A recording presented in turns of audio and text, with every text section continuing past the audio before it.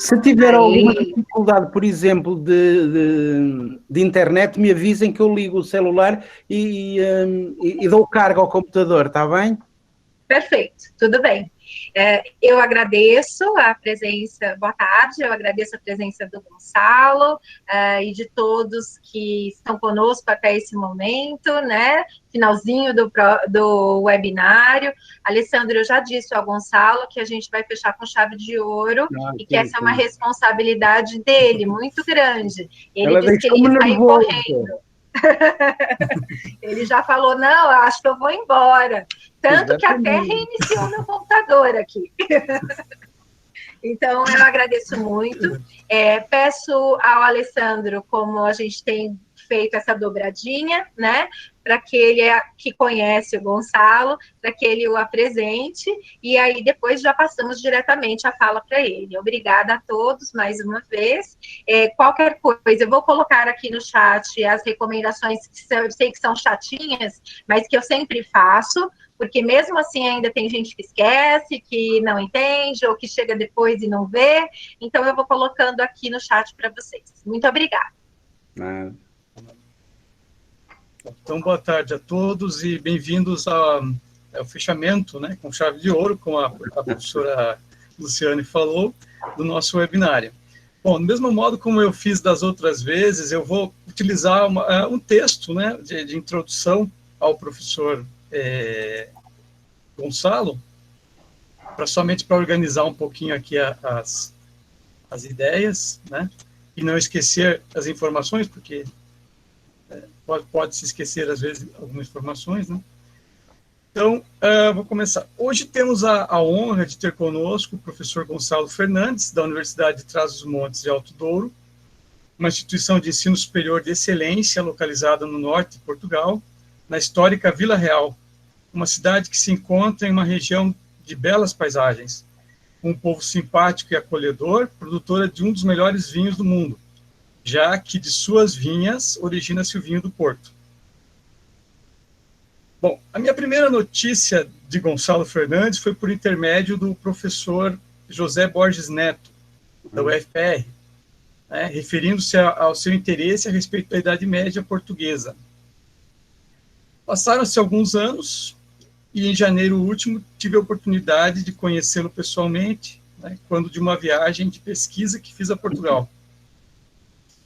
Em estadia em Vila Real, em minha estadia, Gonçalo foi extremamente solícito e generoso. Por esse motivo, professor, eu gostaria de aproveitar essa oportunidade para lhe agradecer publicamente pela acolhida lá nas terras nortenhas. Alessandro. Muito obrigado. Bom, com respeito à biografia acadêmica de Gonçalo Fernandes, é professor associado com a agregação Livre Docência em Ciências da Linguagem na Universidade de Trás-os-Montes e Alto Douro, Vila Real, Portugal, licenciado em Humanidades via Ensino, Estudos Clássicos, pela Faculdade de Filosofia de Braga, da Universidade Católica Portuguesa, mestre em Linguística Portuguesa Descritiva, pela Faculdade de Letras da Universidade do Porto, é doutor em Linguística Portuguesa e agregado em Historiografia das Ciências da Linguagem pela UTAD. Investigador principal do Centro de Estudos de Letras, CEL, CEL, da UTAD, nas linhas temáticas de Historiografia Linguística Latino-Portuguesa e Linguística Missionária do Padroado Português. É, presentemente, diretor do Centro de Estudos em Letras e do Doutorado em Ciência da Linguagem e presidente do Conselho Pedagógico da Escola de Ciências Humanas e Sociais da UTAD. Tem um grande número de publicações, entretanto, eu gostaria de destacar alguns de seus últimos trabalhos como representantes mais recentes de sua profícua produção científica. Nesse sentido, destaco que nosso convidado tem concentrado seus esforços em duas principais linhas de pesquisa, a saber, a historiografia linguística latino-portuguesa e a linguística missionária.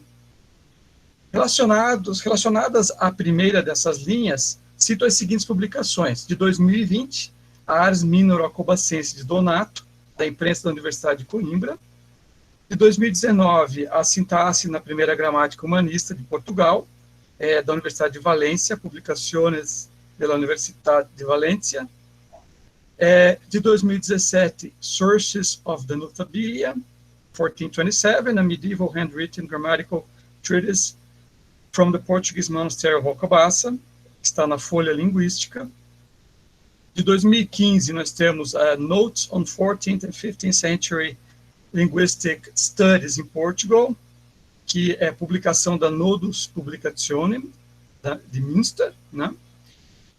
De 2014, nós temos a Gramática Especulativa Medieval em Portugal, os Notabilia Alcobacenses, Métodos e Resultados Atuais em Historiografia da Linguística, também pela Nodus Publicationem. De 2012, nós temos Textos Gramaticais Latinos Portugueses na Idade Média, também da Nodus Publicationem. E relacionados à segunda dessas áreas, ou seja, a linguística missionária, eu gostaria de mencionar as publicações que se seguem. Então, de 2020, nós temos Latin Sources of the First Printed Konkani and Marathi Grammars, 1640-1859, Extended Grammars, que é um special issue da Beitrage zur Geschichte der Sprachwissenschaft, né, que é uma revista da historiografia linguística. Desculpe a minha pronúncia. De 2019, nós temos Missionary and Subsequent Traditions in Africa, da Cambridge World History of Lexicography, que é publicado pela Cambridge University Press. E em 2019, nós temos Contributions of Cunha Rivera, 1809-1879, to the Development of Konkani, Early Western and Portuguese Descriptors of the Indian Language from the 16th Century Onwards, que é do Journal of Portuguese Linguistics. Em 2018, com Carlos Assunção, nós temos a First Grammatical Encoding of Japanese Politeness, 17th Century, a primeira codificação gramatical da cortesia do japonês, do Boletim do Museu Paraense Emílio Goeldi. Com Carlos Assunção, temos também, de 2017, First Codification of Vietnamese by 17th Century Missionaries, The Description of Tones and the Influence of Portuguese in Vietnamese Orthography, que está publicada pela Histoire, Epistemologie e Langage. De 2015, nós temos The First Known Grammar of the Carrenda Matka Quimbundo, Lisbon, 1697, and Alvares Ars Minor, Lisbon, 1573, publicada pela Africana Linguística. E 2015, Primeiras Descrições das Línguas Africanas em Língua Portuguesa, que foi publicada pela Confluência, a revista Confluência. Bom, além das publicações citadas, há várias outras de autoria do nosso convidado de hoje, sendo todas publicações de igual importância. Não as citarei, obviamente, porque não quero tomar mais tempo da conferência do nosso convidado. Nesse sentido, tenho agora a honra, né, e a grande alegria de passar a palavra ao nosso caro amigo, nosso caro colega, o professor Gonçalo Fernandes. Passo a palavra ao Gonçalo. Obrigado, Alessandro. Obrigado, Luciana, pelo convite, por essas palavras amigas, injustas, mas eu é que agradeço a sua estadia cá em Vila Real, em Portugal, e foi um bom momento porque foi antes da pandemia e, portanto, pudemos fazer e desenvolver o trabalho de investigação a que nos tínhamos proposto. Agradeço o convite para estar aqui no webinário. Vou desiludir a Luciana dizendo que não é chave de ouro, quando muito uma pratazinha muito foleira, muito fraquinha, mas vamos conversar um bocadinho sobre alguns temas que me têm ocupado a minha carreira científica, que já tem alguns anos e que me tem, digamos assim, no fundo, ocupado para além das minhas aulas, para além da minha lecionação na universidade. De facto, a minha carreira académica tem... Eu estou aqui a tentar partilhar o PowerPoint, deixa-me ver se eu consigo.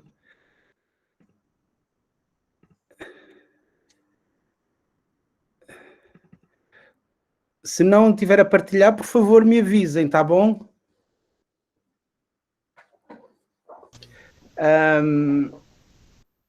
E agradeço também O que está aparecendo para vocês? Então, já estamos vendo aqui, mas está aparecendo a sua tela com várias pastinhas de arquivo. Não, não era essa que eu queria, não. Deixa-me tentar outra. Tá. Ok. É uma janela, não é? Isso. Então... Uma janela, o PowerPoint aberto, aí clica nele. Não, mas não está aberto. Não está aberto.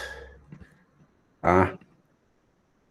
Deixa eu ver se abrindo ele fica melhor. Exato. Presumo que seja assim. Vamos ver. Vamos ver. Aí, está abrindo, vamos lá. Perfeito. O quê? Mas o que é que vocês estão vendo? Eu não estou vendo nada. Nós estamos vendo o seu PowerPoint, só falta colocar em tela cheia. Ok. E se ficar assim, vocês veem a tela cheia? Sim, perfeito. Tá bom para vocês? Tá ótimo. Ok.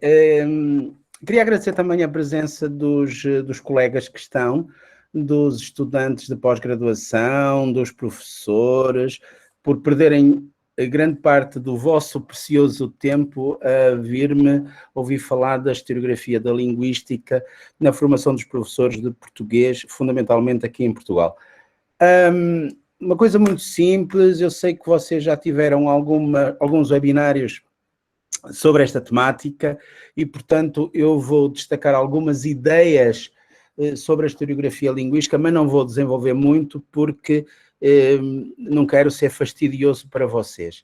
Mas gostaria de começar com estas duas citações do professor Moraes Barbosa, que muitos de vocês conhecem ao nível da fonologia, e que publicou, são fruto da sua última lição na Universidade de Coimbra, mas que publicou na Confluência aí no Brasil, um em 2005 e outro em 2006, e que ele diz uma coisa muito simples, que é ao reler gramáticos do século XVI e XVII, para não falar dos mais antigos, nomeadamente os especulativos ou modistas, fico com a convicção de que já lá se encontra muito do que hoje aparece como novidade. Esta é uma das grandes questões que se colocam nos estudos da linguística, ou seja, o que é novidade, o que não é, o que é original, quem foi o primeiro, quais os estudos que foram desenvolvidos ao longo da história, etc.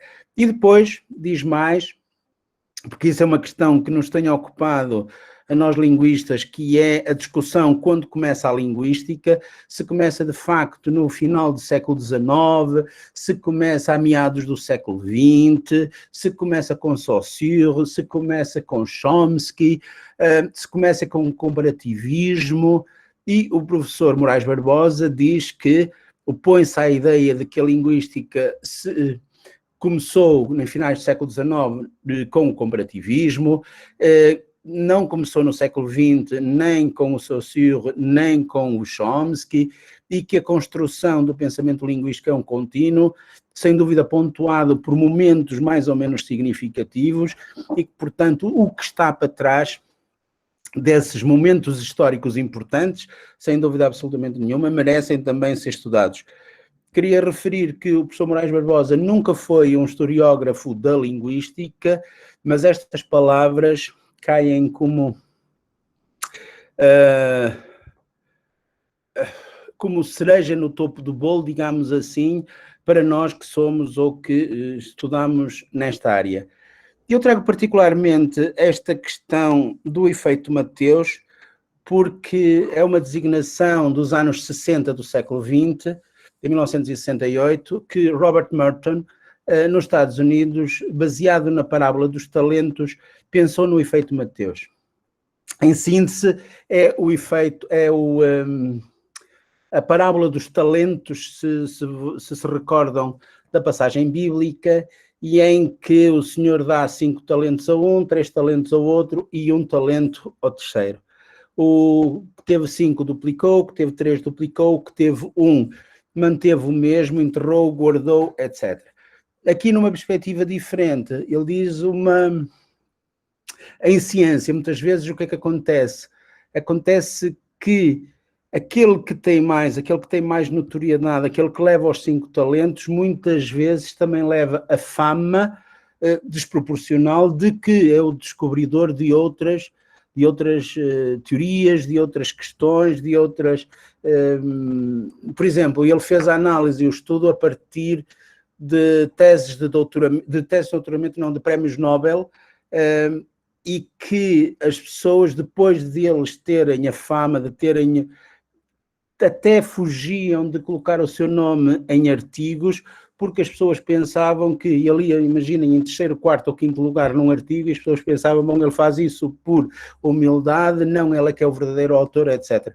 E, portanto, havia uma desproporcionalidade muito grande entre aquilo que, de facto, ele tinha feito, ou eles tinham feito, tinham descoberto, tinham trabalhado, e a fama que depois acabava por lhe ser atribuída. Ele diz... O efeito Mateus consiste numa acumulação dos maiores incrementos de reconhecimento por determinadas contribuições científicas para cientistas de renome e na sonegação de tal reconhecimento por parte dos outros que ainda não tinham atingido a sua marca, que ainda não tinham atingido o nível público que os primeiros. No nosso caso, na linguística e na história da linguística, ou na historiografia da linguística, o professor Körner, que infelizmente nunca chegou a publicar este artigo, mas publicou ou fez uma conferência em 2005 em Espanha, e ele diz que na história da linguística poderiam encontrar-se muitos exemplos do mencionado efeito Mateus, e ele fez até uma grande apresentação com base em Chomsky. Bom, muitas vezes são baseados em fontes secundárias e vamos repetindo o erro nessas mesmas fontes secundárias. Eu coloquei aqui vários exemplos que têm sido até estudados e desenvolvidos. Por exemplo, o professor Peter Soren tem trabalhado muito sobre Saussure e depois, fundamentalmente, da descoberta dos escritos de Saussure da sua casa na Suíça, e em que ele demonstra em muitos trabalhos que muitos dos seus textos são de Charles Bailly, por exemplo, e Séché, e não propriamente ideias que o próprio Saussure e das notas que o próprio Saussure eventualmente dava no Cours de Linguistique Générale ou nos cursos de linguística de que eles foram os seus estudantes. E, portanto, algumas das ideias que estão no Cours não são propriamente do Saussure, foram-lhe atribuídos inclusivamente por eles, mas há estudos e há até textos publicados de algum destes seus discípulos antes da publicação do Cours e antes da morte do Saussure. Por exemplo, o professor Körner analisou o professor Chomsky, e no livro Estruturas Sintáticas, e em que ele não diz nessa obra, me diz mais tarde noutras, as suas fontes principais, etc. E agora, por exemplo, eu acrescento 2 casos sem ter, porque muito dos estudos que nós fazemos estão por aqui, que é o que devem os conceitos modernos da sintaxe, por exemplo, às obras gramaticais medievais, nomeadamente os especulativos, os modistas. Eu coloco 3 exemplos fundamentais na questão da sintaxe, como a concordância, a regência, por exemplo, e a transitividade. E nós sabemos muito bem que estes conceitos vêm, pelo menos desde a Idade Média, se não da gramática latina. E depois, por exemplo, eu dou o exemplo aí da gramática de usos, da nossa querida Maria Helena Moura Neves, e da gramática da fala, por exemplo, aos pioneiros gramáticos brasileiros. Isto é, quem é que teve, por exemplo, a coragem de descrever ou de dar exemplos do português do Brasil e começou a fazer esse trabalho na altura, consagrando, digamos assim, como norma, consagrando como um uso específico do português aí do Brasil, etc. Eu gosto particularmente desta citação do professor Swigers, que o professor Ronaldo, que eu sei que está aqui, já nos cumprimentamos, que está assistindo, que é de 2015, e ele diz que refletir sobre os objetivos e tarefas, prestar atenção aos princípios e considerações meta-historiográficos é uma coisa, outra coisa é fazer o trabalho historiográfico, isto é, empenhar-se na história da escrita, ou na escrita da história. Essa experiência crucialmente importante para uma compreensão adequada do que a linguística é um exercício constante de autoeducação e autoaperfeiçoamento, de interação com o passado, e o presente da disciplina. E depois, a frase que eu mais gosto é esta última: o exercício é difícil, mas gratificante, o campo é grande, mas convidativo. E nós devemos a autonomia da historiografia linguística ou historiografia da linguística, como o professor Ronaldo defende, ou utiliza a expressão, e devemos muito a alguns nomes que são fundamentais, que são importantes, e não podemos deixar de destacar, nomeadamente o professor Robbins de Londres, o professor Kerner, na altura estava no Canadá, e hoje está em Berlim, o professor Niederer, o professor Sylvain Roux, que na altura, e o professor Pierre Suiger, que na altura eram dois meninos, salvo seja, com menos de 30 anos, quando tudo isto começou. E que procuraram organizá-la, que procuraram profissionalizá-la, refletiram sobre a cientificidade, o objeto de estudo, a metodologia e o quadro teórico. Eu gosto de dizer que os três teóricos mais importantes são, obviamente, e todos vocês sabem, que é o professor Kerner, que é o professor Sylvain Roux e o professor Pierre Swigers, mas curiosamente foi o mais novo de todos, que é o Swigers, o primeiro a teorizar efetivamente sobre a questão.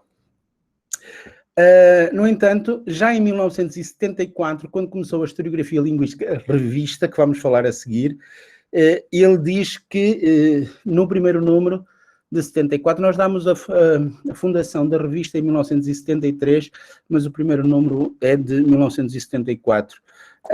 Ele diz que espera sinceramente que a revista se transforme num verdadeiro fórum internacional de discussão dos aspectos do desenvolvimento do pensamento linguístico que parecem ter peso nas questões ainda hoje levantadas nas disciplinas linguísticas ou na apresentação das sugestões que nos aproximam mais de uma historiografia do campo. E esta data é importante, eu diria que marca, assim como a coleção da Seals, da John Benjamins, marca o início da independência da historiografia linguística ou da historiografia da linguística nos estudos da linguística também. A independência, a autonomia, a autonomização, como queiramos.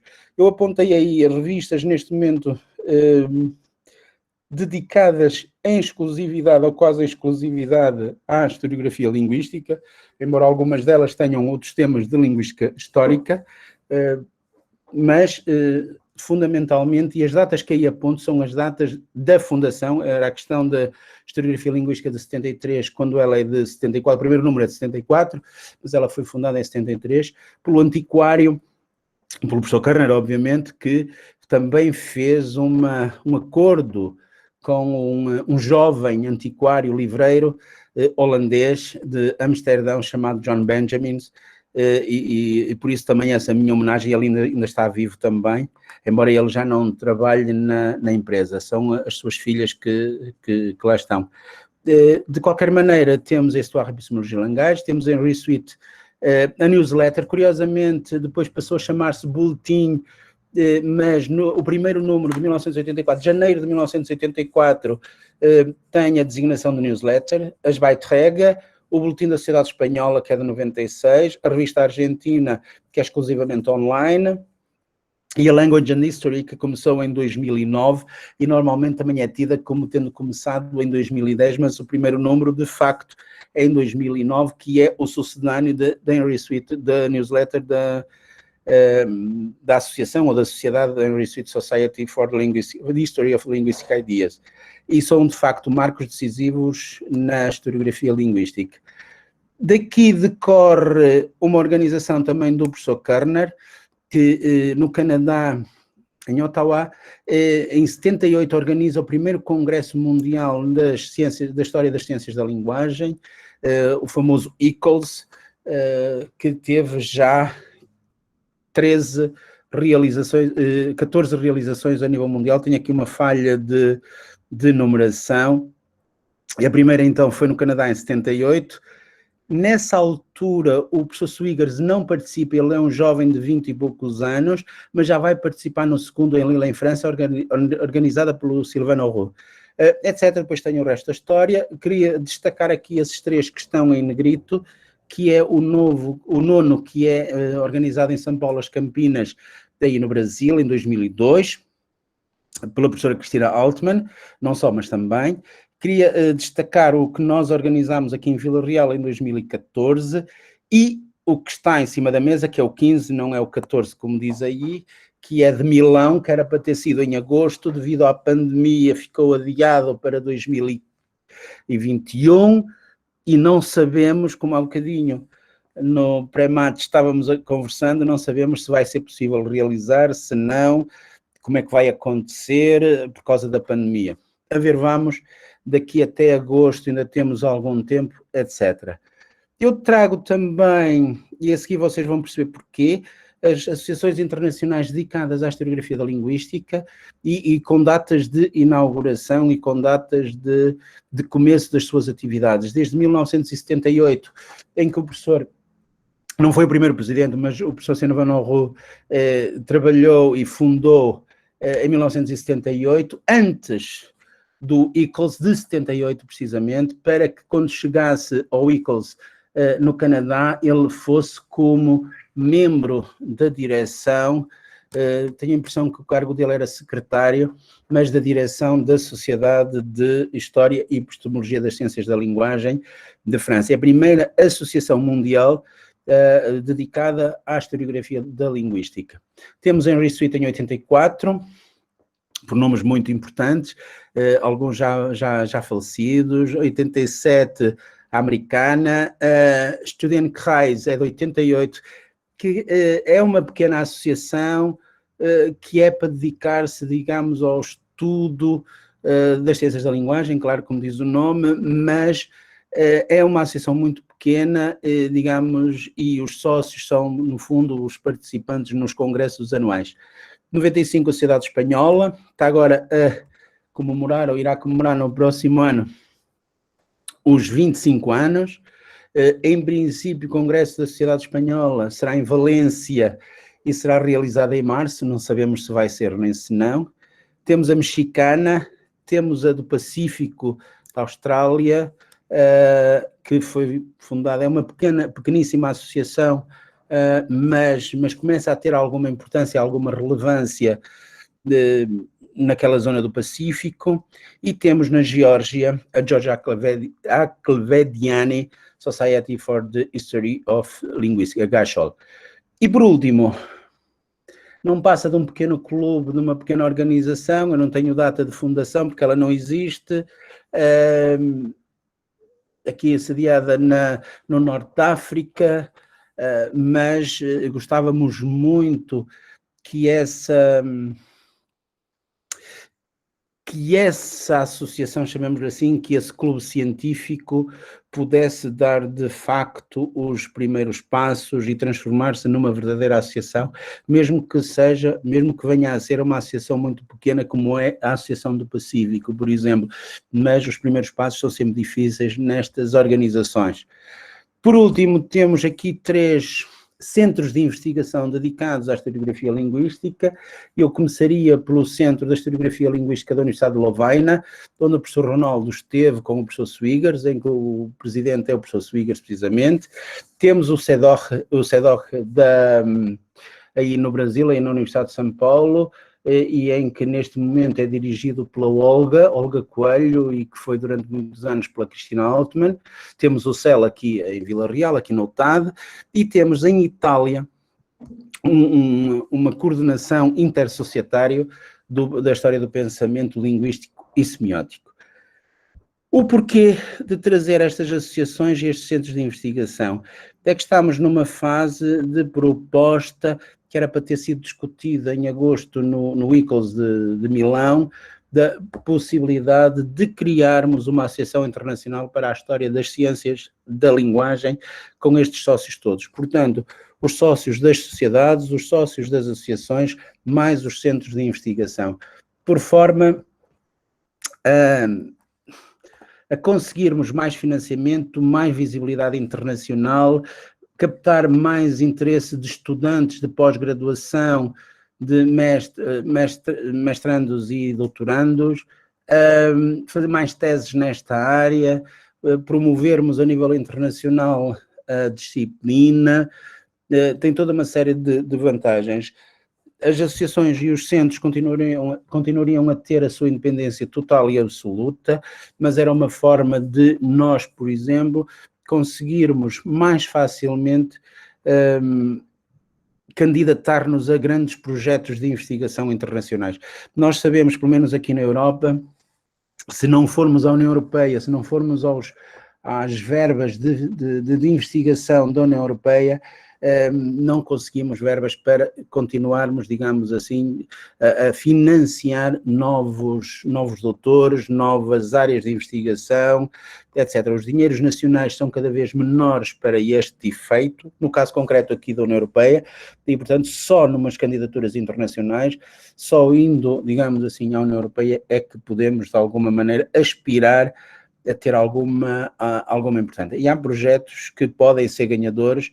Aqui há 3 anos tentámos que o professor Swigers coordenasse um projeto de investigação, ele começou essa candidatura, mas depois houve problemas com um colega alemão que estava em 2 projetos ao mesmo tempo e depois nós recuamos para que os 2 não fossem reprovados pela comissão.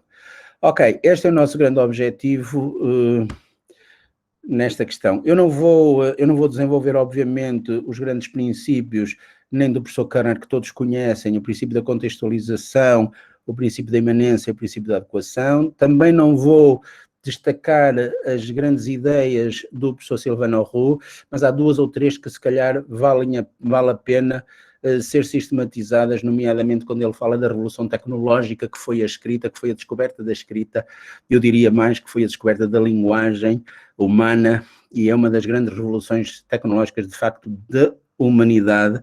E depois ele fala dos dicionários, ele fala das 2 grandes ferramentas ou tecnologias linguísticas, etc.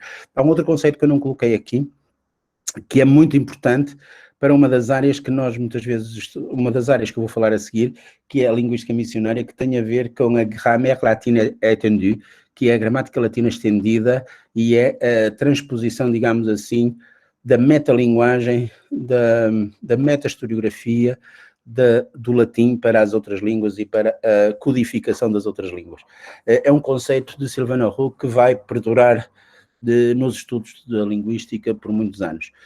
Obviamente o professor Pierre Swigers é, neste momento, o grande teórico em atividade. O professor Körner parou praticamente. O professor Sylvain Auroux está bastante... não digo parado, mas quase, e o professor Pierre Swigers está no auge da sua investigação, está no auge da sua atividade científica e do seu pensamento da historiografia, e portanto é um bocado, foi o primeiro, eu gosto de dizer isto, foi o primeiro e é, digamos assim, o último, também é o mais novo de todos, só vai fazer agora 60 anos e portanto 60, 55, é 65, peço desculpa. Ok, o que ele fala também é os estudos que podem ser a longo prazo, a médio prazo, a curto prazo, etc. Não vou entrar por aqui. Mas vou entrar nesta questão que ela é importante, apesar de não parecer, que é a questão do que se passa em Portugal. E em Portugal, de facto, eu tenho esta citação da professora Filomena Gonçalves, que ela diz que já em 69, portanto há mais de 50 anos, havia uma referência das ideias linguísticas numa tese defendida na Faculdade de Letras da Universidade de Lisboa, da Clássica, e portanto, embora não tenha, mas fala da história ou de ideias linguísticas, etc. O termo historiografia linguística, ou história, o uso de historiografia para dar o nome à história do escrito sobre português, diz a professora Filomena Gonçalves, que começou em 1984, num livro da professora Leonor Carvalhão Buesco. E isto não é verdade, não é de 1984, é de 1982, como bem provou aqui o professor Körner, o professor Kemmler, Rolf Kemmler, neste texto, onde ele fala de um artigo do professor Telmo Verdelho, que é a Historiografia Linguística e a Reforma do Ensino, a propósito de 3 centenários, Manuel Álvares, Bento Pereira e Marquês de Pombal. Portanto, a designação baseada no título da revista publicada pelo professor Körner em 1974, 4, o primeiro nome fundado em 1973, foi utilizado em 1982 num artigo do professor Telmo Verdelho em Portugal. Subdisciplinas. Eu coloquei aqui 3 disciplinas que serão filhas da historiografia linguística. Eu coloquei linguística missionária, coloquei uma atividade que está muito recente e ainda não está como disciplina, ainda não é aceita como disciplina ou subdisciplina da historiografia da linguística, que é aquilo que no acrónimo inglês nós dizemos HALT, que é História da Aprendizagem e Ensino das Línguas, fundamentalmente das línguas segundas ou línguas estrangeiras. E por último, a possibilidade ou não, isso ainda não sabemos, isso está com ponto de interrogação, que é a historiografia da linguística aplicada, ou seja, como base, como fundamento digamos assim, ou fechamento, se quiserem, da história da aprendizagem e ensino das línguas. Vamos por partes. A linguística missionária, ou também há uma designação para chamar a esta subdisciplina, seria a historiografia da linguística missionária, é uma possibilidade. Também há quem prefira, em vez de missionária, missionária colonial ou colonial missionária. Neste momento, a designação mais aceite a nível internacional por quem trabalha, digamos assim, tem sido esta. E há aqui 2 obras que são marcos históricos.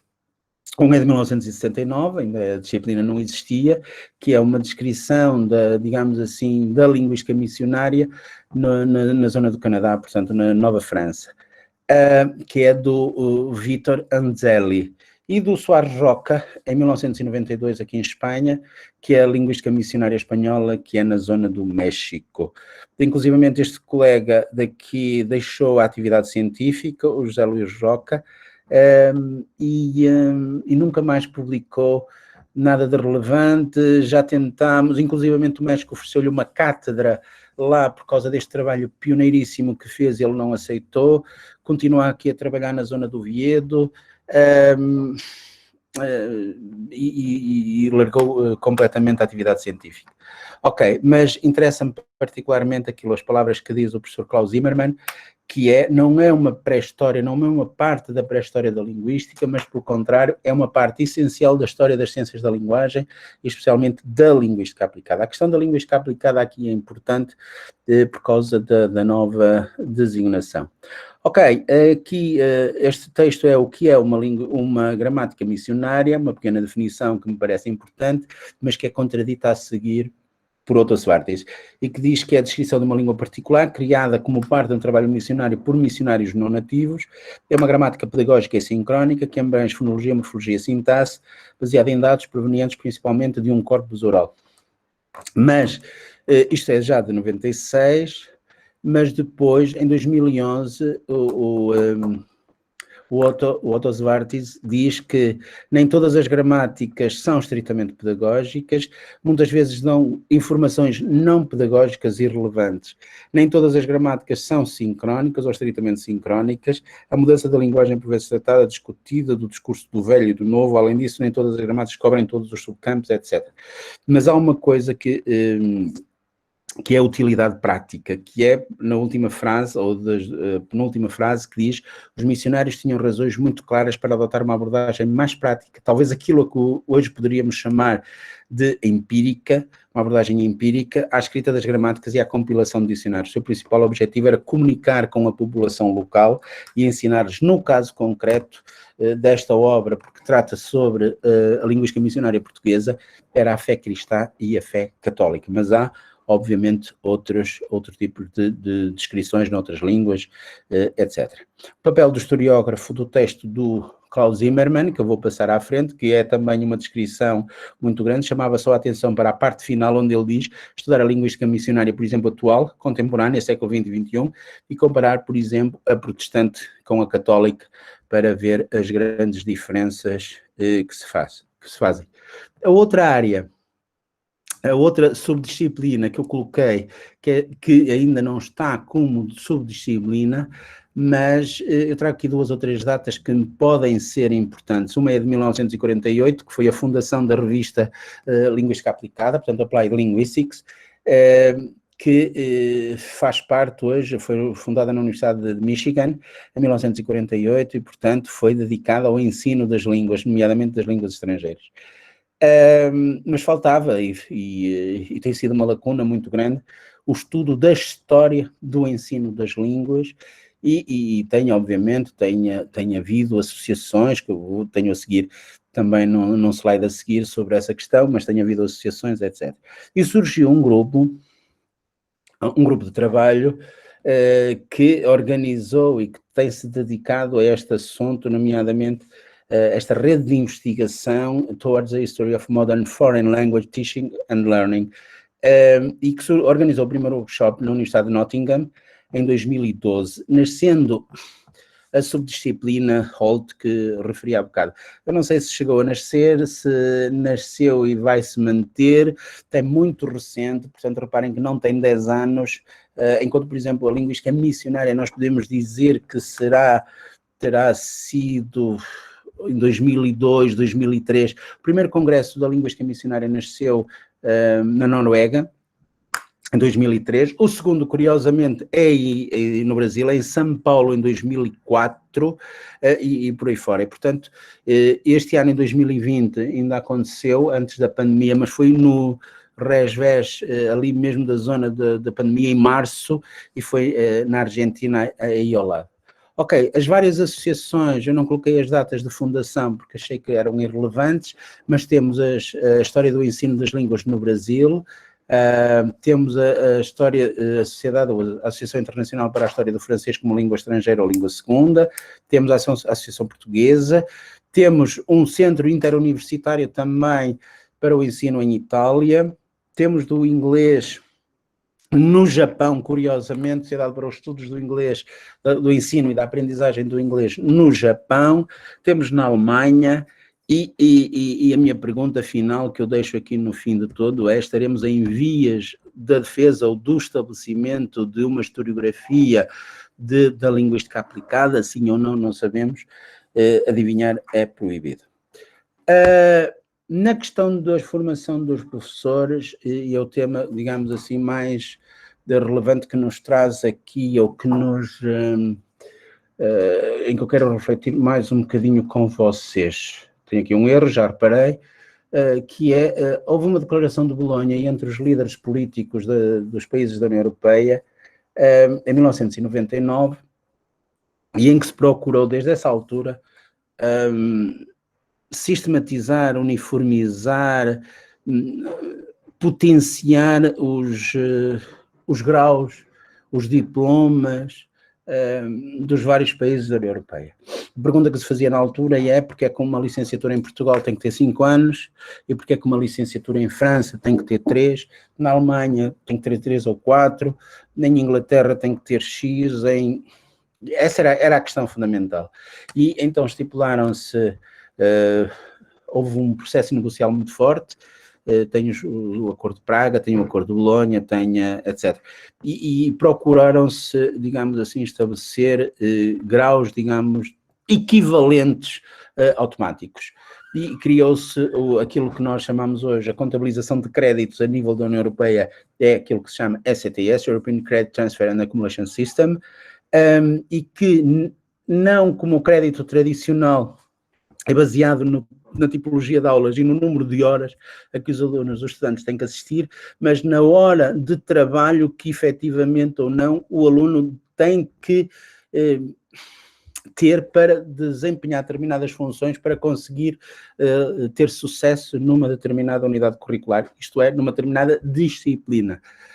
Esta é a grande diferença, é uma das grandes diferenças. Claro que a outra é a reorganização completa dos graus de ensino, isto é, nós em Portugal tínhamos bacharelato, licenciatura, mestrado, doutoramento, e passámos a ter só 3 graus, ou seja, o bacharelato deixou de existir, ficou só a licenciatura, com entre 180 e 240 créditos, eu já explico isso. O mestrado, que tem entre 60 ou 120 créditos e doutoramento que não são 1.280 créditos, são 180 créditos.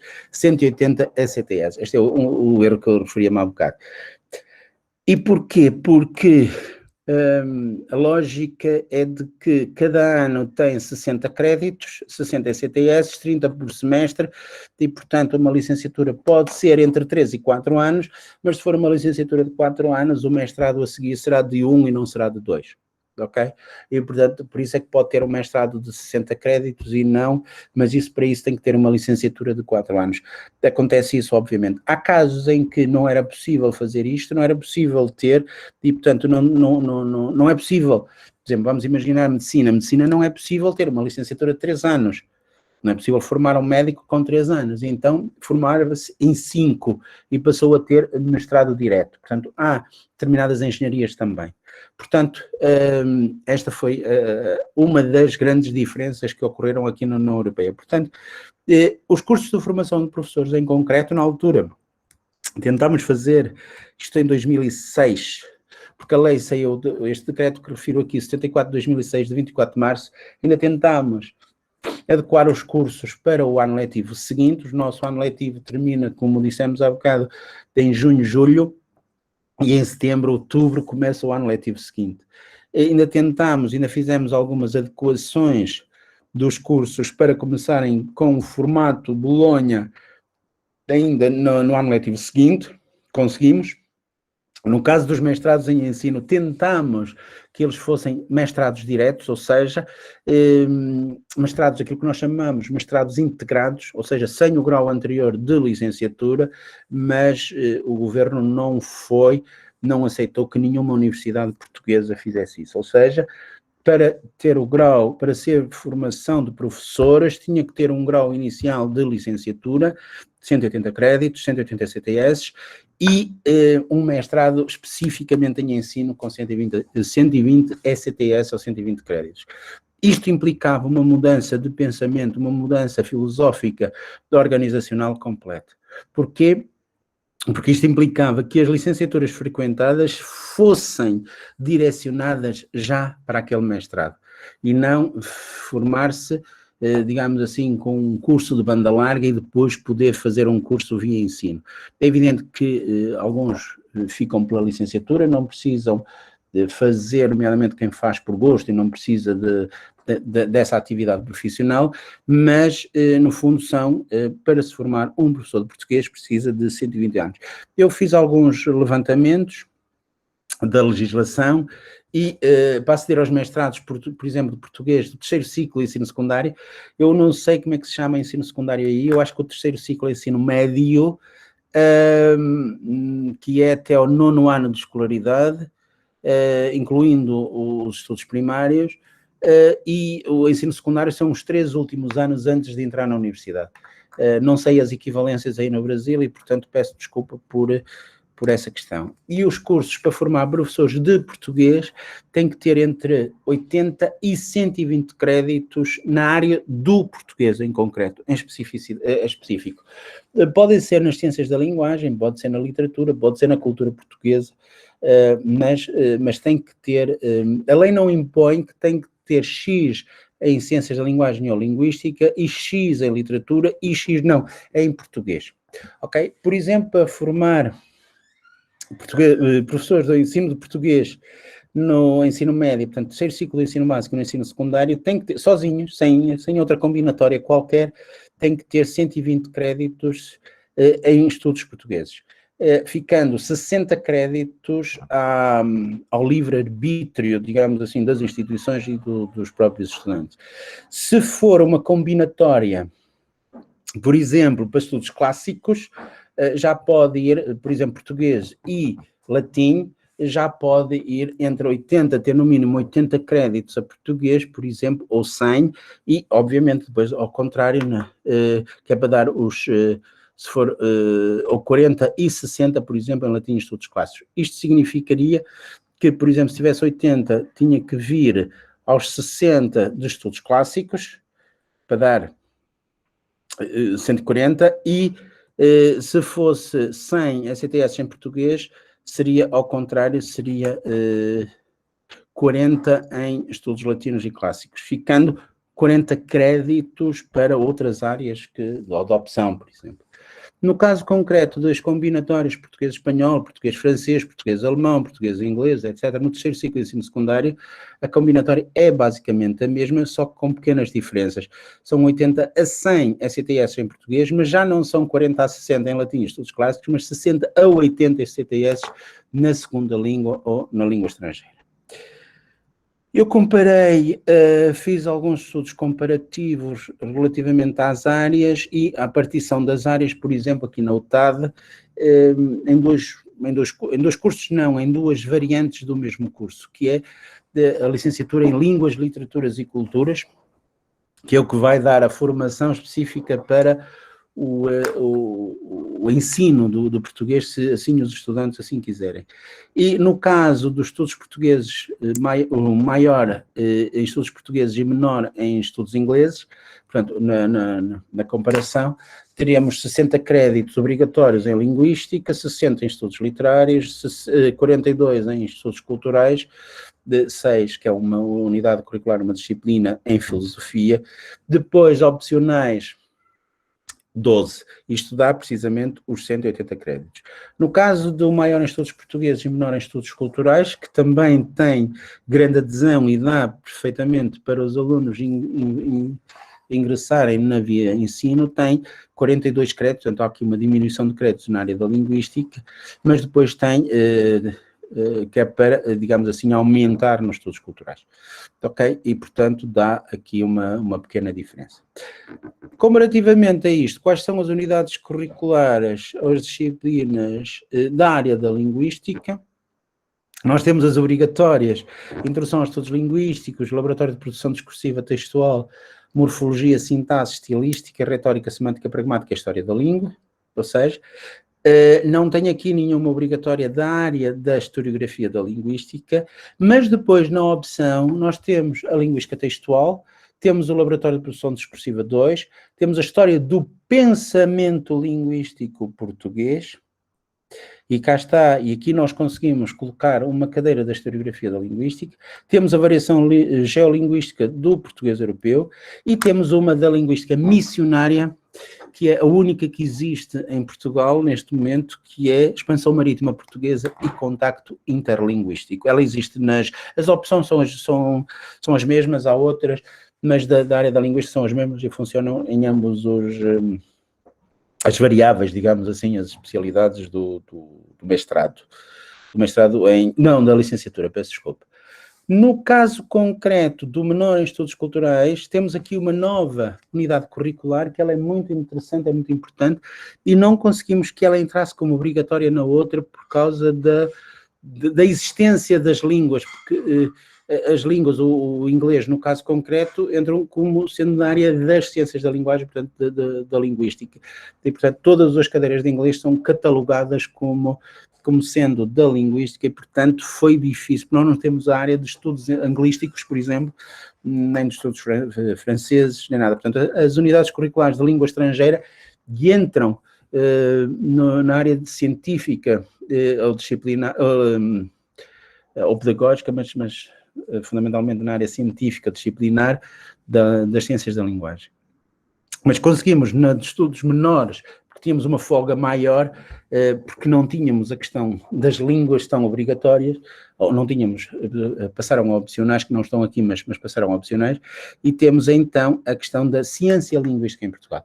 E no caso da ciência linguística em Portugal, será a partir da gramática comparada. Eu coloquei aqui dois programas, dois resumos de dois programas dos conteúdos para da ciência linguística em Portugal e da introdução aos estudos linguísticos. A ciência linguística em Portugal, obviamente, é toda ela da área da historiografia linguística, portanto, não vale a pena sequer questionarmos, e, portanto, fala-se da gênese, fala das primeiras gramáticas do português, fala-se do caráter inovador de Fernão de Oliveira, fala-se da arquitetura do século XIX, portanto, gramatical, fala-se das várias contextualizações históricas, epistemológicas, socioculturais da produção do século XIX, e depois fala-se, obviamente, dos introdutores da gramática científica, se quiserem, ou gramática histórico-comparativa em Portugal, que é o Francisco Adolfo Coelho e Epifânio da Silva Dias. Portanto, embora eles sejam diferentes, embora eles sejam completamente distintos um do outro, mas, eu peço desculpa, não queria avançar. A questão que se coloca é, e nas outras unidades curriculares e nas outras disciplinas, não especificamente da área da historiografia linguística. E a grande questão é, nós olhamos para aqui e vemos na introdução aos estudos linguísticos, eu presumo que seja, porque eu estudei também noutras universidades, e eu presumo que os programas sejam mais ou menos equivalentes. É evidente, hoje como as unidades são todas semestrais, e quando eu fui estudante as unidades eram anuais, hoje temos menos tempo, temos metade do tempo que tínhamos no meu tempo de estudante, mas é evidente que, e se calhar nós aprofundávamos mais cada uma das épocas. O que é certo é que, se repararmos para este esquema aqui, na introdução aos estudos linguísticos, nós temos desde a variação linguística, alguns dos grandes, digamos, temas da linguística contemporânea, como a linguística estrutural, a generativa, temos as várias disciplinas digamos assim, da linguística, a fonética, a fonologia, a morfologia, a sintaxe, a semântica, a pragmática, etc. Mas, se olharmos para trás disto, no ponto 2 e no ponto 3, não, no ponto 2 fundamentalmente, o que é que temos? Temos um percurso histórico da gramática e digamos assim, da evolução da linguística. E temos, obviamente, a Antiguidade Greco-Romana, temos a Idade Média, temos a época clássica, temos a gramática histórico-comparada, que é da ciência linguística em Portugal, ali atrás, e depois temos, obviamente, a linguística estrutural, a linguística generativa, a linguística funcional, aqui não está, mas o Martinet não passa despercebido nestes programas, portanto, mais variante, menos variante, mais, etc. Isto é o que se passa na UTAD. Na Universidade do Porto, eu fiz o levantamento e as disciplinas também de línguas, literaturas e culturas da Universidade do Porto, tem várias, e depois eles têm muitas combinatórias também, é uma universidade muito maior do que a nossa, e portanto tem a possibilidade de ter mais variedade. Mas de qualquer maneira, o fundamental estão nas mesmas cadeiras. Ele tem bases de análise gramatical, por exemplo, do português, tem técnicas de comunicação, tem introdução à linguística, tem estruturas fonológicas, tem sintáticas e semânticas, tem a história da língua, tem as variedades, tem a linguística discursiva, tem as estruturas léxicas, as estruturas sintáticas e semânticas e tem a pragmática. No fundo, designações diferentes, mas a realidade não anda muito longe da mesma. O que pode variar é o conteúdo. E no conteúdo, como vocês podem reparar aí, eu coloquei aí simplesmente a introdução à linguística, porque seria comparativamente com a introdução aos estudos linguísticos na UTAD, se repararem, temos a linguagem e línguas naturais, portanto, as várias especificidades da componente da comunicação humana, desde a linguagem verbal, as línguas naturais, a comunicação verbal, etc. Temos a unidade e diversidade nessas línguas, portanto, as mudanças, as famílias, a variação linguística.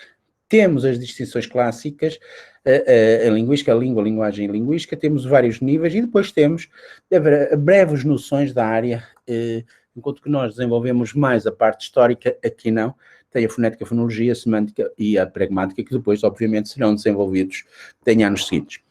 A questão que eu coloco aqui, que por isso é que me parece que é importante, é a questão da base de análise gramatical do português. E se repararmos, desde o ponto 2, que é a morfologia, o ponto 3, morfologia, a sintaxe, o ponto 4, noções de fonética e fonologia, mas se repararmos fundamentalmente o ponto 2 e o ponto 3, nós não podemos lecionar isto sem virmos à questão da gramática tradicional, sem virmos, podemos ir à gramática científica, ok, podemos ir a outros níveis de análise, mas o que aqui está, quando fala de classes de palavras, quando fala de funções sintáticas, quando fala de oração, frase simples, frase complexa, quando fala de coordenação, subordinação, isto é, obviamente, a gramática tradicional. Isto é, obviamente, e faz parte daquilo que nós estudamos em historiografia da linguística digamos assim, pré-gramática científica. ou ciência da linguagem, se entendermos dessa forma. Por último, para concluir, e vocês vão ver que não tem nada ali da linguística missionária, nem da disciplina, da hipotética disciplina que é Holt, do ensino-aprendizagem das línguas, mas o que nós pretendemos na historiografia da linguística é proporcionar uma adequada compreensão do pensamento linguístico ao longo da história, integrado nos vários contextos de cada época, de cada região, de cada país, de cada continente, etc. Procura-se minimizar o efeito Mateus. Eu às vezes na brincadeira chamo-lhe síndrome Mateus, mas é evidente que o termo é efeito, e atribuir os créditos e as descobertas linguísticas aos seus verdadeiros autores e não conferir às grandes figuras da história da linguística as descobertas de que não foram responsáveis. A historiografia linguística não é uma parte integrante de todos os currículos, portugueses na formação de professores, mas começam a surgir pequenos sinais da sua integração nos currículos tradicionais. Há uma questão que eu não coloquei aqui, porque há colegas noutras universidades que não lecionam especificamente historiografia linguística, mas introduzem a historiografia linguística nos seus currícula e, portanto, eu estou-me a lembrar do Rogério na Universidade do Porto no ensino do espanhol e estou-me a lembrar das colegas da Universidade de Évora, por exemplo, que são da área da historiografia linguística e que, obviamente, nos seus currículos, pode não ser ao nível da licenciatura, mas ao nível do mestrado, de certeza que também colocam, etc. Pela análise dos conteúdos programáticos, muitos conteúdos estão presentes, embora, este é o grande problema, não tenham o devido enquadramento teórico e epistemológico. Ou seja, assim como no nosso tempo nós também estudávamos, ou no meu tempo, se quiserem, porque sou mais velho, estudávamos as correntes linguísticas ao longo da história, falávamos do pensamento greco-latino, falávamos do pensamento da Idade Média, falávamos, etc., mas se calhar não estava enquadrado ainda num pensamento teórico com verdadeira metodologia, etc. E, portanto, aquilo que eu posso deparar em vários programas é que tudo depende de quem leciona a unidade curricular.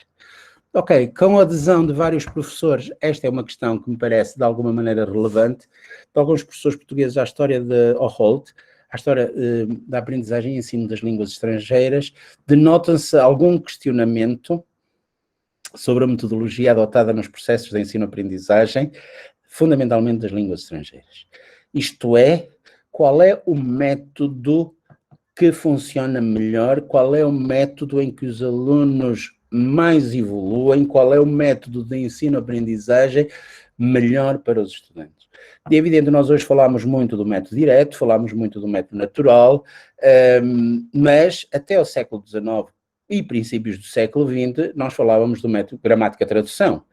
Ou seja, e a pergunta que fica é, ok, mas onde é que fica aqui a competência? Eu coloquei aí como competência linguística, mas algumas delas serão competências de comunicação, não tenho dúvidas, que eu ouvi falar, ler e escrever. Onde é que fica o papel da tradução? E se a tradução pode ser incluída e pode ou não estar, digamos assim, como uma quinta competência, indo buscar a questão do método gramática-tradução, que tão importante foi no ensino das línguas estrangeiras por essa Europa fora. Por último, determinar que a linguística missionária não tem qualquer relevância nos currículos nacionais, nos currículos portugueses. Há apenas uma OCE aqui anotado, em cursos de licenciatura em Portugal, mas, na minha opinião, por exemplo, aí no Brasil, eu entendo que deveria ser mais relevante na formação dos portugueses, por uma razão muito simples, por causa da grande influência que as línguas indígenas têm na variante do português do Brasil. Ok? Peço desculpa se ultrapassei os tempos que me tinham atribuído e agradeço a vossa atenção.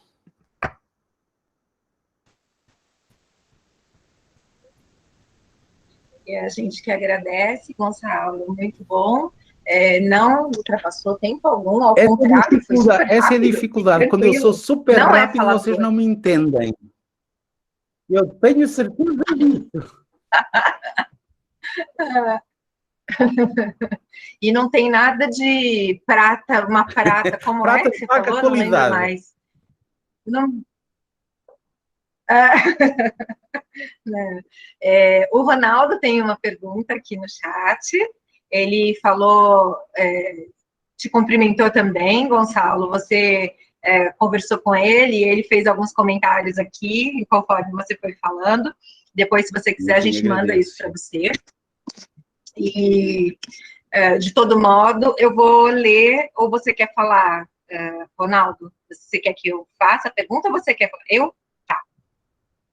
Então, ele coloca assim, né, na sua opinião, Gonçalo, o estudo da historiografia linguística deve estar presente especificamente em uma formação do aluno em linguística, como seu bacharelado, por exemplo, ou para todos os alunos do curso de letras em geral. Por que ele está falando isso? Porque no Brasil a disciplina aparece exclusivamente em cursos específicos de linguística.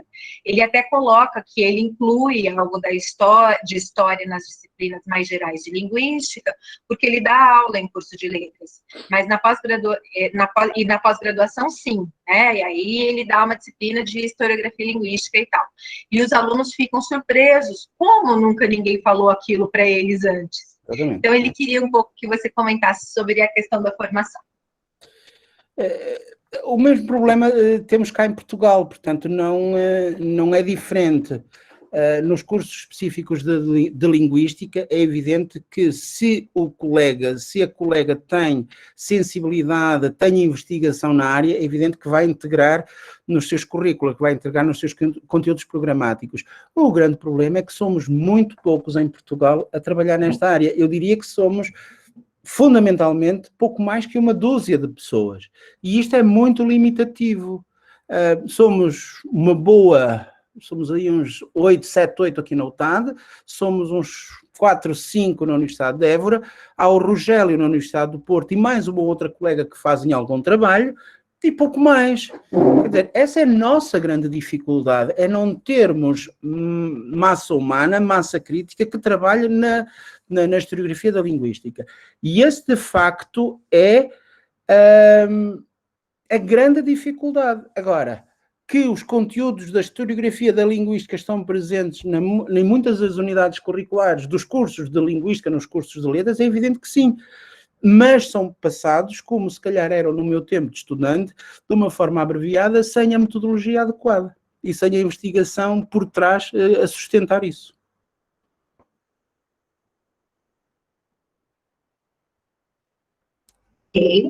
Ok, obrigada. Eu estou com problema de conexão, por isso que eu estou sem câmera, tá? Alguém mais quer comentar? Ronaldo, quer falar alguma coisa sobre a resposta do Gonçalo? Ou alguém mais quer fazer alguma questão? Gonçalo? Diz, Ronaldo. Sim. No Brasil agora, você deve ter acompanhado, você acompanhou muitos dos eventos que nós tivemos online por conta da pandemia. Sim. E uma das coisas que a gente conseguiu perceber com essa distância toda foi uma união, na verdade. A gente conseguiu perceber que no Brasil há um número que a gente não considerava ou conhecia de pessoas interessadas na questão histórica do conhecimento sobre a língua. Claro que nós não competimos com uma área como a sociolinguística, como a análise do discurso, enfim. Mas eu acho que ficou muito claro para nós que nós despertamos mais interesse do que nós imaginávamos. E interesse também de jovens pesquisadores. Muita gente jovem fazendo trabalhos em historiografia, não só em São Paulo e no Rio de Janeiro, onde eles eram mais concentrados, mas muitos trabalhos no Nordeste. Eu queria saber de você se você percebe isso, se há esse movimento em Portugal, de um interesse dos jovens nessa questão. Porque nessa situação da pandemia, em que nós acabamos ficando mais próximos dos outros, ainda que longe, a gente percebeu que tem muito jovem interessado em estudar esse campo, vamos dizer assim. Aqui em Portugal nós somos, Ronaldo, não se esqueça que nós somos mais pequenos que uma das mais pequenas cidades de vocês aí no Brasil. Portanto, a questão da quantidade aqui é relevante. Nós somos muito pequenos, nós somos 10 milhões de habitantes no Portugal inteiro. E, portanto, essa questão é uma questão relevante. Os jovens estudantes, de facto, quando chegam, por exemplo, ao mestrado, não conheciam, por exemplo, algumas das unidades curriculares que lhe eram oferecidas e que poderiam estar relacionadas. Mas, por exemplo, a questão daquela unidade curricular que eu ofereço cá, que tem a ver com a linguística missionária, os estudantes não faziam a mínima ideia do que era aquilo. Quando viram o nome, ok, tudo bem, até pode ser, fala dos descobrimentos portugueses, fala...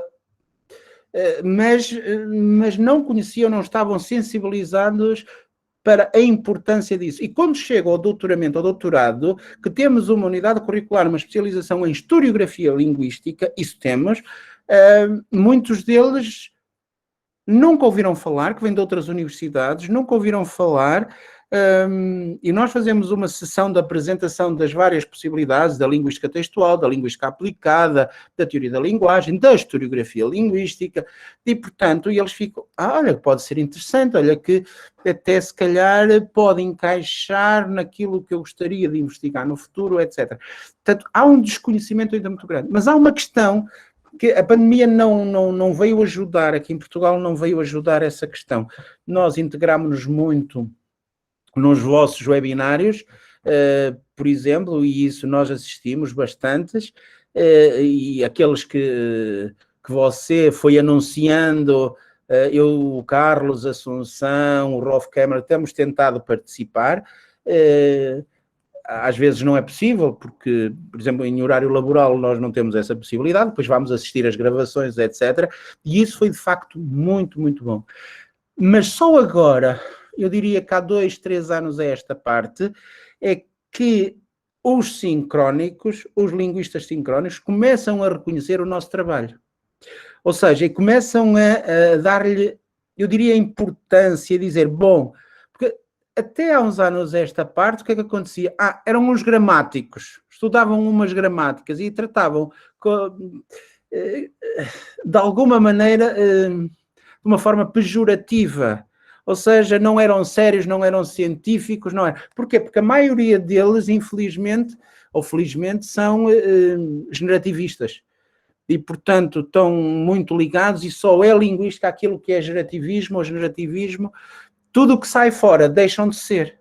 Agora, nos últimos anos temos tido um reconhecimento dentro dos linguistas portugueses interessante e também a participação nos grandes fóruns, a participação no ICLS, a participação na ReSuite, por exemplo, em que outras colegas de outras áreas também acabam por participar e dizer, não, eles até fazem um trabalho interessante, eles até fazem não sei o quê, eles até participam, eles estão nos grandes fóruns de discussão mundial, eles estão não sei o quê, quer dizer, e isso vai trazendo também importância à área, que é esse o nosso objetivo.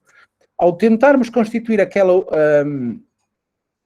organização, ou super organização, que vai ligar, ou tentar ligar as várias associações nacionais, ou vários centros nacionais, o objetivo é mesmo esse, é chamar a atenção a nível mundial para a historiografia linguística, ou seja, termos um peso mais forte do que individualmente.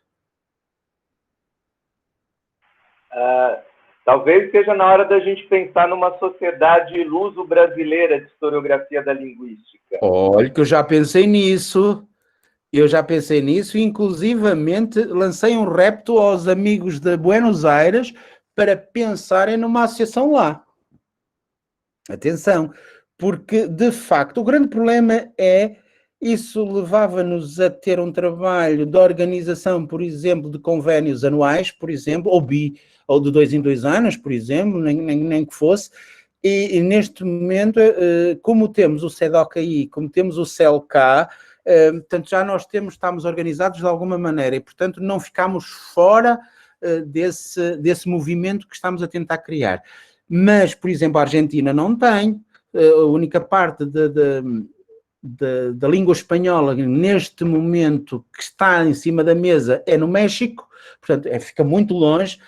Aí na parte sul do continente americano não temos ainda ninguém, mas eu sei que há vários colegas a trabalhar e a fazer bom trabalho quer na linguística missionária, quer no ensino do português, quer no ensino, ou na historiografia do ensino do português, quer nas próprias línguas indígenas, etc. Por exemplo, na Argentina, em Buenos Aires, tem um bom grupo de trabalho.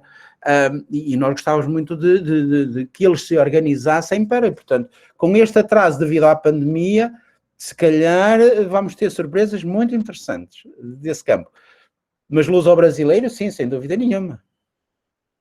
Até e porque não um dia organizados ao nível da CPLP.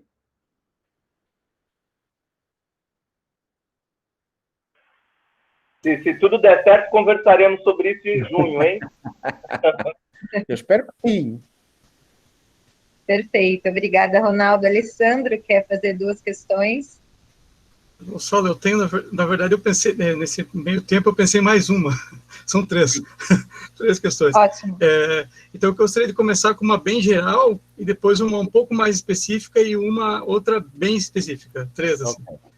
Então, a mais geral seria sobre o maior e menor na estrutura da universidade, né? Esse maior e menor podem ser áreas, em campos bem diferentes. Eu estudei nos Estados Unidos, então lá, por exemplo, havia pessoas que se formavam em arqueologia e ciências contábeis, assim. Coisas assim muito diferentes, né? Minors e minors, sim, né? Sim. Minors, majors. E em Portugal, eu imagino que foi baseado nisso também, né? Nessa estrutura norte-americana. E gostaria de saber como que funciona, tendo em conta que o tempo é menor, como você mesmo ressaltou, né? O tempo hoje para fazer é menor, para concluir o curso. A outra pergunta é, bom, tendo em conta aquilo que você disse no início, a respeito dos estudos da linguagem antecederem o século XIX, né, que são muito anteriores à Saussure, e mesmo anteriores à gramática comparativa alemã, por exemplo, né, qual a importância, ou como, né, poderia ser feita a apresentação, por exemplo, eu estou pensando assim, sei lá, a leitura de Platão, por exemplo, Crático, né, ler o Crátilo, falar sobre os sofistas, sobre os estoicos, sobre Aristóteles, né, como que isso pode ser abordado aí no curso de graduação, por exemplo, né? E a última pergunta, Gonçalo, que essa é a mais específica de todas, é a respeito de uma coisa que está muito em voga atualmente no Brasil e no mundo, que é o multiculturalismo, né? Uhum. Multiculturalismo. Então, nós sabemos da importância, especialmente no nosso país, que é um país multicultural. Então, existe essa entrada, digamos assim, essa dimensão, essa valência, né, da historiografia linguística, que é justamente adentrar nessas questões, quando nós estudamos, por exemplo, a linguística asiática, africana, né, quando nós estudamos a linguística relacionada às línguas indígenas, né, no aspecto da linguística missionária. Então, eu acho que no Brasil, isso, como você disse, seria fundamental também que houvesse um percurso aí, né, para ser feito. Né? E só não sei como que seria feito também, né? Então, deixo essas 3 perguntas, então, a você, e seriam as minhas 3 perguntas do dia, assim, de hoje. Ok, eu agradeço também as suas perguntas, e elas, de facto, são muito pertinentes. O grande problema dos cursos organizados em maiores e menores é a dificuldade em termos muitos alunos. E nos cursos de graduação, nos cursos da licenciatura, numa universidade como Trás-os-Montes, como Vila Real, não tem esse número de alunos suficientes para fazer uma oferta desse nível. Ela está com dificuldades, mas, por exemplo, Porto oferece mais variedade, mas mesmo assim, Porto e Lisboa, mas mesmo assim não sai da área de letras. Ou seja, é um curso da área das humanidades e da área das letras no sentido da área das línguas. Ou seja, por exemplo, a combinatória português. Porquê? Porque depois os estudantes vão querer frequentar esse curso para terem a possibilidade de ser professores de português e alemão, português e inglês, português e espanhol, etc. Portanto, ter essa formação depois ao nível do segundo ciclo, ao nível do mestrado. E, portanto, essa dificuldade. Onde fica a vantagem é, por exemplo, e chegámos a tentar isso, não deu grande resultado, mas chegámos a fazer, em que os alunos poderiam frequentar disciplinas ou unidades curriculares livres. Isto é, em qualquer em qualquer escola, em qualquer faculdade da universidade. Vamos imaginar, e temos casos noutros cursos, não nestes, mas noutros cursos, em que, por exemplo, vão frequentar unidades curriculares de turismo, de enoturismo, como disse muito bem, estamos na região de Marcada do Douro, um aluno de línguas, um aluno de estudos culturais, por que não ter unidades curriculares ligadas ao Douro, ligados à gestão de empresas culturais, por exemplo, etc. E, portanto, a margem de manobra daqueles ECTS que sobram, eles poderão frequentar. Não estamos organizados em, por exemplo, português e arqueologia, português e biologia, não, isso não, porque não teríamos, não há essa tradição em Portugal. No caso da organização dos cursos por maiores e menores. Estão todos mais ou menos relacionados. Deixámos alguma folga para fazer isso. Eu disse há bocado que não deu resultado esses livros, porquê? Porque depois os alunos não têm compatibilidade de horário, querem frequentar, querem assistir, mas no horário que o departamento XYZ tem aquela unidade curricular, depois é incompatível com o seu horário e gostam das coisas organizadas por turmas. Então começámos a elaborar uma série de listas de opções e em que dizemos que os alunos podem frequentar e colocamos as opções todas no mesmo horário, que é o horário em que ela funciona no curso base, por exemplo, no curso de turismo. Estava há bocadinho a referir a, por exemplo, literatura de viagens e turismo, por exemplo, enoturismo, turismo do ambiente, etc. E essas unidades curriculares de opção que funcionam no curso de turismo, os nossos alunos podem ir lá frequentá-las. E nós já deixamos o espaço no horário deles, nas cadeiras de opção, livre para eles poderem ir a outros departamentos frequentar essas unidades curriculares. Sobre a questão dos, antes do século XX, antes do século XIX, inclusive, como é que nós colocamos, sinceramente, essa é a minha grande dúvida que eu nunca consegui resolver. Eu não consigo colocar, como você sabe, eu tenho estudado alguma coisa da gramática na Idade Média, final da Idade Média em Portugal, e não tenho conseguido levar isso para cursos de graduação, porque não tenho a possibilidade, não tenho estudantes interessados em. E se eu fizesse isso, possivelmente era crucificado, possivelmente os estudantes diziam, não, eu por aí não quero ir. Tentei uma outra altura colocar comunidades curriculares de opcional, mas também sem sucesso, não tive clientela, e, portanto, a nível de graduação é difícil. Onde eu aproveito é nas pós-graduações, é a nível de mestrados e a nível de doutorados. Portanto, aí sim, aí eu vou conseguindo, de alguma maneira, colocar esses temas na ordem do dia, que aí já também a preparação dos estudantes é maior, também já podem, de alguma maneira, ter. E o grande problema é que isto, se calhar, precisava de um curso de estudos clássicos. Ou seja, como estamos a estudar a Idade Média, como estamos a estudar o princípio da Idade Moderna, etc., nós precisamos de conhecimento do latim que os alunos atuais não têm, a não ser que estejam num curso de clássicas, de estudos clássicos. E essa é a dificuldade. Sobre a questão do multiculturalismo, pois, exatamente, tem toda a razão, eu também acho que seria fundamental. Há estudos maravilhosos de colegas aí no Brasil, há várias equipas a estudar. Eu estou a lembrar o professor Arion Rodrigues, falecido, não é?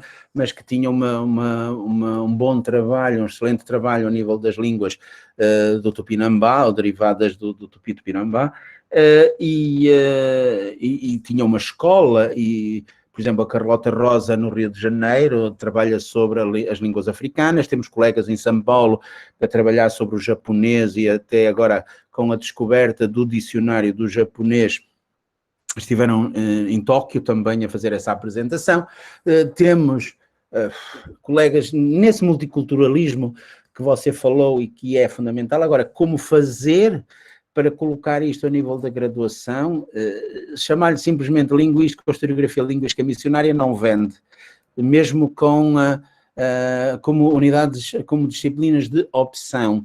E, portanto, os alunos não vão escolher. Qualquer coisa ligada ao multiculturalismo, e a expressão é muito feliz, a que você utilizou, eu acho que sim, e acho que pode ter estudantes interessados em participar. por essa via, porque de facto ela é riquíssima, o Brasil é um país multicultural por excelência, eu tenho estudado pouco, tenho estudado um bocadinho a parte africana e a questão, nomeadamente, da Bahia e a zona de São Paulo, digamos assim, no início logo do Quimbundo e das línguas ardas ou das línguas do Djé, etc., mas só por causa daquelas duas obras em concreto e, portanto, nada de muito mais específico do que isso, a nível da presença das outras línguas no Brasil. Exatamente porquê? Porque temos colegas que fazem trabalho excepcional aí no Brasil e, portanto, não vale a pena andarmos todos a fazer a mesma coisa. Agora, como, entre aspas, vender isto aos nossos estudantes, eu tenho muita dificuldade em dizê-lo e em afirmá-lo, claramente. Mas podemos começar pela oferta de unidades curriculares de opção nos cursos e a ver como é que corre e começar por aí, porque de facto, sinceramente, acho que... Outra questão que podemos fazer é tentar ver a nível de parcerias com colegas destas áreas, por exemplo, da história, com colegas que, por exemplo, estudem a parte indígena, a parte cultural, a parte... e, portanto, aqui pode haver sinergias muito interessantes, até em cursos que nós não estaremos habituados, muito sinceramente, mas esta é uma questão que tem que estar, como universitários, tem que estar em cima da mesa. Sim, sem dúvida, absolutamente nenhuma. Muito obrigado, Gonçalo. Eu é que agradeço. Mais alguém? Aproveitemos. Gonçalo? Sim. Eu mantenho-me cá. Não, Luciane, não é exatamente uma pergunta, eu só queria agradecer, Gonçalo, pelo panorama que você fez ali de construção da historiografia da linguística, que foi muito bem, foi conciso e bem demonstrativo de como a área foi se construindo e da relevância desses três grandes nomes mesmo que a gente tem, que é o Kerner, o Swigert e o Oru. Né? E você colocou de uma maneira bem pontual, bem objetiva. Obrigado pela sua fala. Eu agradeço e agradeço as suas palavras. Às vezes nós temos a ideia, mesmo nós que somos da área, temos a ideia de que eles são diferentes, que o Kerner é completamente diferente do Oru, que o Oru é completamente diferente do Swigert. Eles não são diferentes, eles complementam-se e complementam-se muito bem. Muito bem. E, portanto, não há aqui... nós não podemos... estou a imaginar nós que temos a linguística, por exemplo, a linguística funcional, a linguística generativa, a linguística estrutural. Não é nada disso. Portanto, a historiografia linguística, eu acho que ela está unida até no campo teórico. Porque, de facto, o Kerner é o inovador porque lançou as armas para os outros, é verdade. Ainda era jovem, não tinha 40 anos na altura, quando se lançou, né, organizar o ICOS pela primeira vez em 78, quando se organizou em 74 a revista Historiografia Linguística e a coleção de livros, foi de uma coragem brutal. Atenção, nós hoje podemos achar, foi uma nova geração que revolucionou os estudos linguísticos a nível mundial. O Swigert teria à volta... Em 1978 ele tinha 23 anos. Atenção, quando o primeiro WICOS se organiza, ele possivelmente teria acabado de se licenciar. Portanto, era uma criança. Ele é um caso muito especial, eu acho. O Kerner, a gente entende até todo o radicalismo dos textos dele, porque ele foi o inovador, o que estava... Por isso que tem um certo radicalismo assim, nos textos do Kerner. Mas eu defendo exatamente o que você disse. E isso agora, eu acho,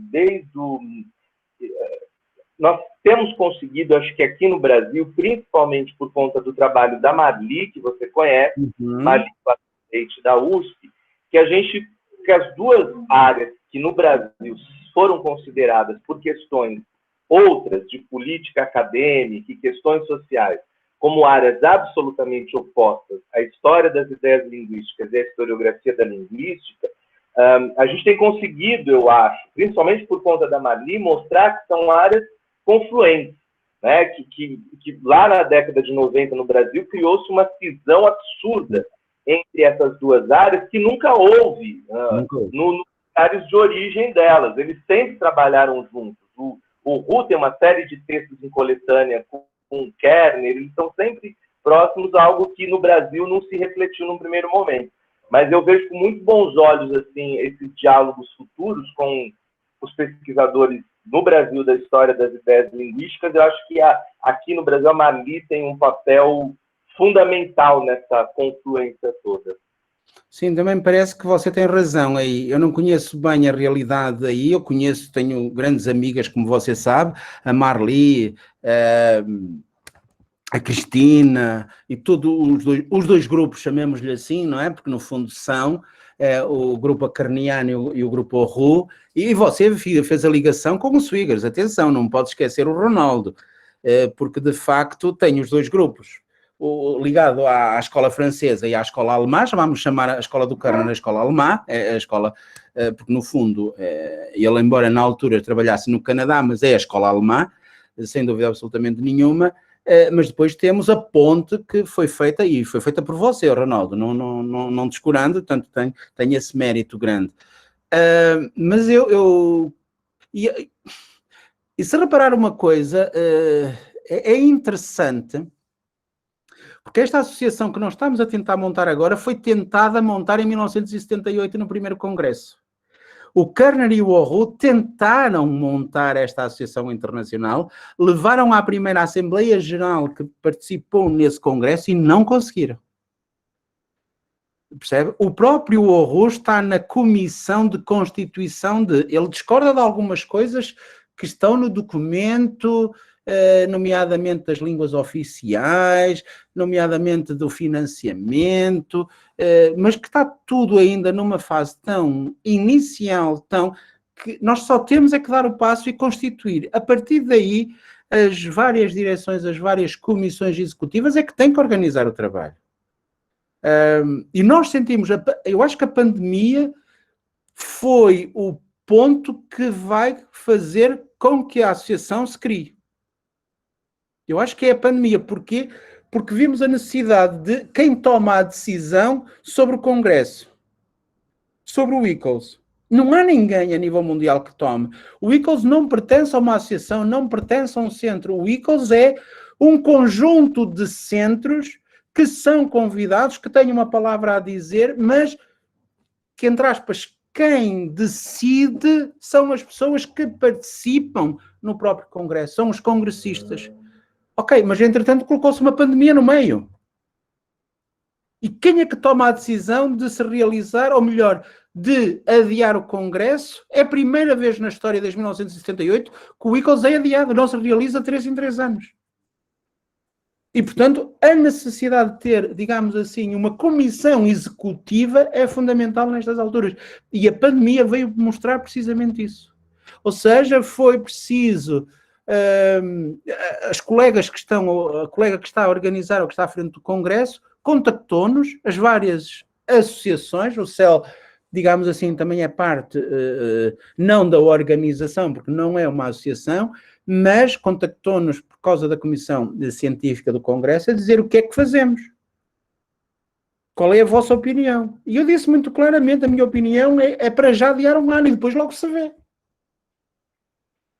Percebe? Mas lá está, quer dizer, e eles tentaram, os próprios, os dois, porque o Kerner não, é o fundador, sim, tem aquele feitio, também porque é o fundador e teve esse grande mérito, mas também porque é alemão, convenhamos. Aquilo é feitio de um alemão puro e duro. Mas o Roux antecipou-se e repare, ele constitui a Associação Histoire, Epistemologie e Langage, a revista e faz a associação, a sociedade, antes do Congresso, preparando-se para o Congresso para chegar lá com uma voz de autoridade na área. Isto é muito interessante. E também era um jovem na altura, se repararmos nas datas de nascimento, ele era um jovem. O Kerner, de facto, é o mais velho de todos, mas mesmo assim ainda não tinha 40 anos na altura.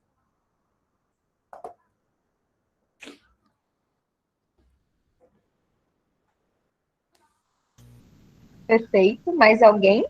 Eu só queria também agradecer ao Gonçalo, né, essa brilhante reflexão a respeito da área de historiografia linguística, os periódicos, a abrangência toda da área, associações, teóricos, né? Gostaria de agradecer por essa questão e também por ter apresentado aí, né, as políticas públicas da União Europeia sobre o ensino de língua portuguesa, estrutura e funcionamento do ensino em Portugal, que são coisas que para nós não conhecemos, são coisas que não são da nossa realidade, então são muito importantes, né? E dizer que foi um momento marcante para todos, né? Eu agradeço muito e gostaria de agradecer novamente por ter nos recebido no começo do ano lá, foi excelente. Vocês têm sempre uma porta aberta, uma porta amiga cá, e portanto basta só, e na minha ótica eu peço desculpa a quem não é interessado na área, basta só querer estudar historiografia linguística. As portas da UTAD estão abertas a todos os investigadores a nível mundial para virem cá, estarem o tempo que entenderem, com tudo o que nós temos acessível para todas as pessoas. Portanto, isso é uma alegria receber todos os colegas, ainda para mais receber colegas como o Alessandro, como o Ronaldo, é um prazer e é uma honra para nós. Só nos dignifica a nós também, portanto. Ou vocês pensam que nós não vamos usar isso na próxima avaliação, na próxima candidatura? Claro que vamos! Então, ter esses monstros, digamos assim, esses investigadores tão importantes aqui conosco, nós vamos usar isso também. Não é que agradeço o convite, agradeço a vossa simpatia por este momento de partilha, digamos assim. Muito obrigado. Não sei se a Luciana tem alguma coisa. Luciana, gostaria de dizer. Luciana, seu microfone está desligado. Seu microfone está desligado. Pronto. Desculpa. Eu só quero saber se alguém mais tem alguma questão, senão eu vou agradecer também. Não? Gonçalo, tem gente pedindo seu e-mail. Meu e-mail é GF. Eu tenho para escrever... Alessandro, coloca no chat. Eu acho que foi por favor. gf@utad.pt, muito simples. É o e-mail mais simples que você conhece. Perfeito. Então, eu aproveito, então, para agradecer mais uma vez, né? Eu acho que nem tem mais chave para eu falar que é de ouro, que é de prata. Qual que é acima da de ouro? Né? Olha, obrigado. Foi fantástica. É uma simpatia também. Eu não conhecia você, é uma simpatia. E tem um sorriso lindo. Obrigada. Foi fantástico. Eu acho que o Ronaldo, ele me antecipou, porque eu ia dizer, eu nunca vi alguém falar tanto conteúdo de uma maneira tão didática, né? Então, quando nós começamos, e o Gonçalo perguntou, é para alunos de graduação ou de pós-graduação? E eu falei que o público era diversificado. Essa retomada que você fez, para mim, foi fantástica, né? Porque exatamente ela conseguiu dar conta de quem conhece e de quem quer conhecer, né? Só temos a agradecer todo o seu papel, a função, tudo que você faz, a figura que você representa, né? E tê-lo conosco no encerramento desse webinário. Se você quiser partilhar a minha apresentação com os participantes, esteja à vontade, pode fazê-lo. Tá bem, eu agradeço. Vamos, assim que a gente conseguir colocar no YouTube e tudo mais, eu mando para você também, porque se você quiser divulgar, enfim, tá bem? Tá bom. E aí é uma honra para nós, né, termos você conosco nesse encerramento. Eu espero que esse seja o primeiro contato com a Unesp nesse webinário, que ainda que virtual, mas que tomara que essas ondas, né, de Covid passem logo, e que assim como alguns de nós têm ido, né, e que você tem nos usado aí para as avaliações, como você disse, que você também possa vir para cá e que a gente possa se aproximar para além dos mares que nos afastam, porque, na verdade, temos aí essa questão que é linguística, que é histórica, que é cultural, que é a irmandade, né, que nos une de alguma forma. Então, eu Sem só tenho a dúvida. agradecer. Eu é que agradeço, eu agradeço a oportunidade. Não se esqueça de uma coisa, os mais que nos dividem são os mais que nos unem também.